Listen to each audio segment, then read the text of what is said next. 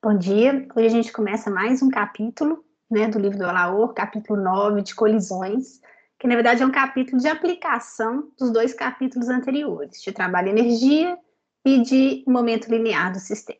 Então vamos lá.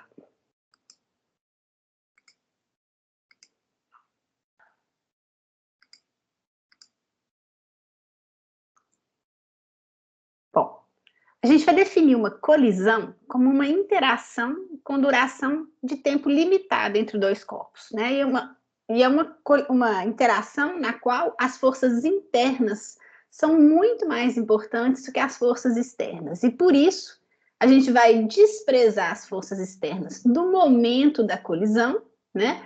E considerar que tem só forças internas durante aquele evento, e porque a gente desprezou as forças externas, a gente tem conservação do momento linear total do sistema.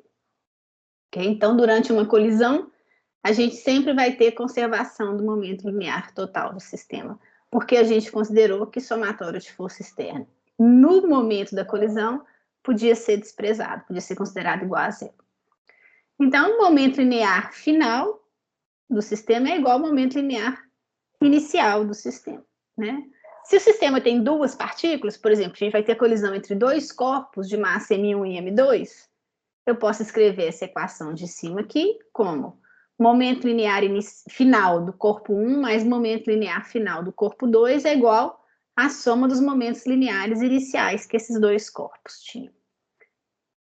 Como momento é massa vezes velocidade, então M1 V1 final mais M2 V2 final é igual a M1 V1 inicial mais M2 V2 inicial. Você conservou o momento linear total do sistema de duas partículas de massa M1 e M2. Isso aqui, essa equação, ela é válida para toda colisão. Prestem atenção que é uma equação vetorial, ok? Se a colisão for em uma dimensão, aí o caráter vetorial vai ser só assim, positivo ou negativo. Você vai definir um sentido positivo e vai ter um positivo e um negativo. Se a colisão for em duas ou três dimensões, você tem que levar em consideração o fato da equação ser vetorial. Então, vai ter componentes, essas velocidades podem ter componentes em todas as direções, né? Tem que ser levado em consideração. Então, é uma equação que é válida para toda colisão e é uma equação vetorial. É a equação de conservação do momento linear total do sistema. Bom, nem toda colisão conserva energia mecânica, mas toda colisão conserva a energia total do sistema. A gente vai chamar de colisões elásticas aquelas que conservam energia mecânica e de colisões inelásticas aquelas que não conservam. Então, vamos lá, né? Então, a energia total do sistema vai ser conservada em qualquer colisão. O que acontece é que, muitas vezes, a energia mecânica não é conservada, por quê? Porque você produz calor, você produz barulho, você produz deformação, né, entre os corpos na colisão, e nada disso está incluído na energia mecânica. Então, nem sempre você conserva energia mecânica, mas a energia total do sistema sempre se conserva.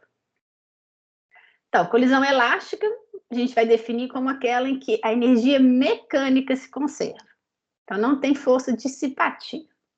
E colisão inelástica é aquela em que a energia mecânica não é conservada. Então, tem perda de energia mecânica sob forma de uma dessas coisas, assim, deformação, calor, barulho, né, som.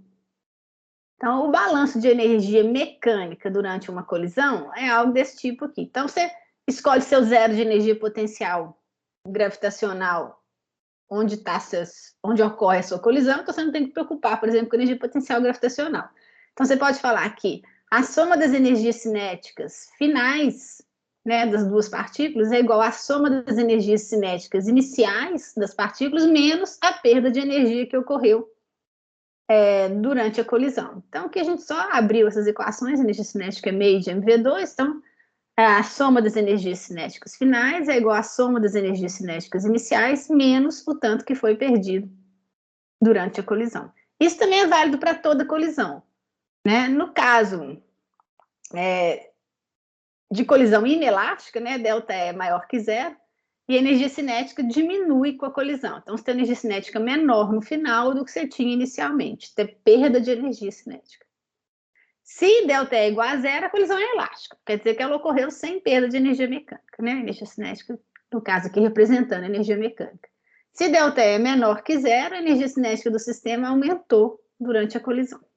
Tá? Mas a equação em si, do jeito que está escrita aqui, ela é válida para qualquer tipo de colisão.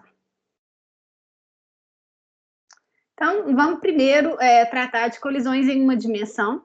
Depois, mais para frente no capítulo, a gente vai falar de colisões em duas dimensões. Né? Então, quando duas partículas sofrem uma colisão frontal, né, assim, os dois centros de massa estão na mesma linha de ação ali, todo movimento, tanto antes quanto depois da colisão, ocorre em uma única direção. Nesse caso, as velocidades podem ser manipuladas como escalares, onde o mais e menos dá a noção do sentido, né? Então, vou fazer um exemplo aqui. Uma bola com massa de 100 gramas é atirada com uma velocidade de 5 metros por segundo contra outra bola de massa de 250 gramas que se encontra em repouso. Então, você tem uma bola parada e vem outra com uma certa velocidade e vai colidir com essa bola que estava parada. Após uma colisão frontal, a bola que estava parada adquire uma velocidade igual a 1,6 metros por segundo na mesma direção e sentido da primeira. Letra A, calcule a velocidade da primeira bola após o choque. Letra B, analise o balanço energético desta colisão. Então, vamos lá. O que a gente tinha? A equação que a gente vai usar é aquela que você sempre pode usar, de conservação do momento linear, mas como a segunda bola estava parada inicialmente, não tem aquele termo aqui de M2, V2 inicial, porque o V2 inicial é zero. Então, o momento linear inicial do sistema, né, que é M1, V1 inicial, é igual ao momento linear final do sistema. Ok? Então, daqui você tira que V1 final, que é o que você quer determinar, é M1, V1 inicial, que é esse termo, menos esse outro termo aqui, M2, V2 final, dividido por M1, né? Só isolar V1 final aqui. Bom, você tem M1, você tem M2, você tem V1 inicial, que é 5 metros por segundo, né? E você tem V2 final, que foi dado, que é 1,6 metros por segundo. Então, agora é só substituir os valores. Ok? Você acha a velocidade final da primeira bola. Então, a primeira bola ela vem com 5 metros por segundo, choca com a bola que estava parada, a que estava parada sai com 1,6 metros por segundo de velocidade, e a que vinha inicialmente com velocidade sai com 1 metro por segundo. Velocidade de 1 metro por segundo. Ok? O balanço energético. Você calcula a energia cinética inicial, que é meio de M1, V1 inicial ao quadrado, né? Só tinha a primeira bolinha, inicialmente só uma bolinha estava em movimento. Você tem os valores agora, então você dá 1,25 joules, calcula a energia cinética final. Aí no final estão as duas em movimento. Então, tem a bolinha 1 com V1 final e a bolinha 2 com V2 final. Calcula a energia cinética final, né? E se você comparar as duas, você vê que teve perda de energia cinética, né? A energia cinética final é menor do que a energia cinética inicial. Então, foi um choque inelástico. E o sistema perdeu energia mecânica. Ok. Vamos fazer mais um exemplo? O próximo exemplo é assim. Uma bola com massa de 200 gramas, com velocidade de 20 metros por segundo, colide frontalmente com outra bola com massa de 400 gramas em repouso. E na colisão, o sistema perde metade de sua energia cinética. Calcule as velocidades das bolas após a colisão. Então, agora você tem as massas, a velocidade da primeira bola, você sabe que inicialmente a segunda bola estava parada, você não tem nenhuma informação direta sobre as velocidades finais, mas você sabe que o sistema perdeu metade da sua energia cinética na colisão. Então, você tem uma equação aí que você pode escrever para te ajudar. Bom, você tem conservação do momento, porque é uma colisão, né, no momento linear. Então, M1, V1 final mais M2, V2 final é igual a M1, V1 inicial, porque inicialmente a segunda partícula estava parada, então V2 inicial é zero. Okay? Isso te dá uma equação. Aqui eu simplesmente chamei de M a massa da primeira bola, e a da segunda bola é 2M, tá vendo que é 200 gramas, 400 gramas? Então, no lugar de M1 eu coloquei M, no lugar de M2 coloquei 2M, aí você fica com uma equação desse tipo, onde você pode cortar as massas, né, eventualmente. Energia cinética final é metade da energia cinética inicial, isso também foi avisado. Então, a gente pode usar isso aqui também para gerar uma equação que envolva V1 final e V2 final, porque aqui a gente tem uma equação só inicialmente e duas incógnitas, não dá para resolver o sistema. Então, a gente precisa de uma outra equação. Então, a gente vai usar essa informação que foi dada no exemplo, que energia cinética final é metade da energia cinética inicial, para recuperar uma segunda equação entre essas variáveis, né? Então, a energia cinética final tem as duas partículas em movimento, uma com massa m e velocidade v1 final, a outra com massa 2m e velocidade v2 final, e a energia cinética inicial, que é meio de mv1 i ao quadrado, aqui está multiplicado por meio, porque a gente sabe que metade da energia cinética inicial foi perdida. Então, você ganha uma segunda equação aqui com as mesmas variáveis. Agora, você tem duas equações com duas incógnitas, que é V1 final e V2 final, porque V1 inicial você tem, ok? Aqui você pode cortar as massas também, simples. De 1, né, da equação 1, já cortando as massas, você tem que V1 final é V1 inicial menos 2V2 final, ok? Você pode pegar essa equação aqui, essa relação entre V1 final e V2 final, substituir em 2, né? Simplesmente substituir no lugar de V1 final aqui. Eu coloquei essa relação, ok? Você abre essa equação, junta os termos, você fica com uma equação de segundo grau em V2 final, que você tem que resolver. Porque aqui, ó, V1 inicial é dado, que é 20 metros por segundo. Então, é uma equação de segundo grau, onde a incógnita é V2 final. Então, é só resolver. Menos B, mais ou menos raiz de B2, menos 4AC sobre 2A, né? Fórmula de Bhaskara, se resolve. E o resultado é esse aqui. V2 final é 2 V1 inicial mais ou menos V1 inicial dividido por 6. Então, você tem duas soluções aqui. Qual que você vai adotar? Vamos ver fisicamente o que elas implicam.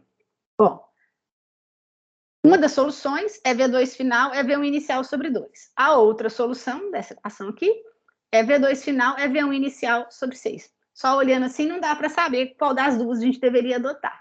Vamos ver o que isso aqui implica para V1 final, né? Então, se V2 final é V1 inicial sobre 2, quanto que vale V1 final? Aí você volta na equação 3 aqui, ó, substitui no lugar de V2 final esse valor, aí você vai achar um valor para V1 final, ou substitui no lugar de V2 final esse outro valor aqui, aí você vai achar um outro valor para V1 final. Então, fazendo isso, se V2 final é V1 inicial sobre 2, V1 final vai dar 0. Se V2 final é V1 inicial sobre 6, V1 final vai dar 2 V1 inicial sobre 3. Então, vamos analisar isso aqui. Esse primeiro resultado é possível. Então, você tem uma primeira bola que está com uma certa velocidade que colide frontalmente com a bola que estava parada, né? A bola que está parada sai com uma certa velocidade e a primeira bola para. A segunda opção ali, ela não é possível, por quê? Então, você tem a primeira bola, com uma certa velocidade, colide com a bola que está parada. Mas, nesse esquema que está ali, a primeira bola teria que sair com velocidade maior do que a bola que está parada. Então, o que isso implica seria que a primeira bola teria que ultrapassar a bola que está parada. No movimento unidimensional, isso não é possível. Então, a gente descarta essa segunda solução aqui, porque ela implicaria na primeira bola, ultrapassar a bola que estava parada, que não tem jeito, e fica somente com a primeira solução que a gente tinha, ok? Então, a gente usou a conservação do momento linear, usou a informação sobre a perda de energia cinética na colisão, achou duas equações aqui que envolviam as minhas incógnitas, V1 final e V2 final, né? Tirou V1 final de uma, substituiu na outra, resolveu uma equação de segundo grau, tinha duas soluções, analisamos fisicamente se as duas soluções eram possíveis ou se não eram. Uma delas não era, porque implicaria num movimento unidimensional, numa bola ultrapassar a outra, o que não é possível, ficamos apenas com uma solução. E aí, tendo essa solução, é só substituir o valor. Então, V2 final é V1 inicial sobre 2, a gente sabe o valor de V1 inicial. Então, V2 final é 10 metros por segundo e V1 final é 0. A primeira bola para após a colisão. Ok? Vamos parar aqui também.